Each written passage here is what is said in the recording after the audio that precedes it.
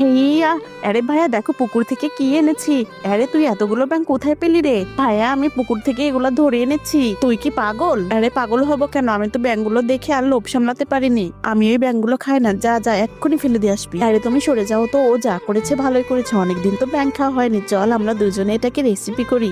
তার আগে বন্ধুরা, তোমরা যদি তোমার বাবাকে ভালোবেসে থাকো তাহলে একটু লাইক করে দিও, আর যদি তোমার মাকে ভালোবেসে থাকো তাহলে চ্যানেলটি সাবস্ক্রাইব করো। আর তুমি কোন ক্লাসে পড়ো তা কমেন্টে লিখে দাও। বন্ধুরা প্রথমে এটাকে ভালোভাবে ধুয়ে নেবো। আরে ভাবি তুমি আজকে সরে যাও, আজকে আমি রেসিপি করে খাওয়াবো তোমাদেরকে। ব্যাঙগুলোকে কেটে নিই, তারপর কিছু মরিচ, আদা, রসুন আরো সব ধরনের মশলা দিয়ে আমি এটাকে ভালোভাবে আগে মাখিয়ে নেব। তারপর কিছুক্ষণ রেখে দিয়ে হিট তেলের মধ্যে এটাকে ফ্রাই করে নেব। এই তো আমার ফ্রাই শেষ। এখন আমি ওই তেলের মধ্যে আবারও কিছু মশলা অ্যাড করে দেব এবং কিছুক্ষণ ভালোভাবে নাড়াচাড়া করে ব্যাঙগুলোকে ঢেলে দিতে হবে। এরপর কিছুক্ষণ রান্না করলে হয়ে গেল আমার রেসিপি।